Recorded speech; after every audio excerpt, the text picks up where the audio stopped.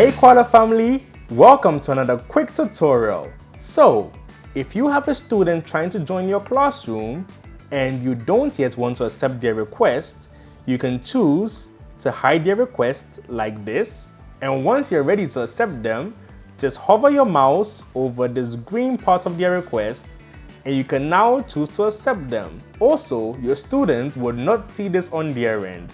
Only you as a teacher see what's going on.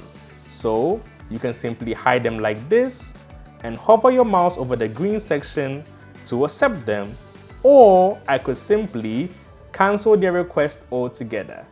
Thank you for watching everyone. Oops, either you or your student will need to refresh to bring back this request. Proceed anyway.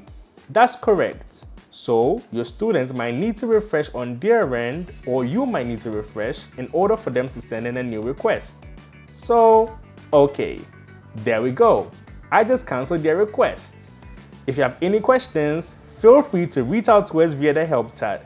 We'd be happy to assist you anytime. Bye everyone!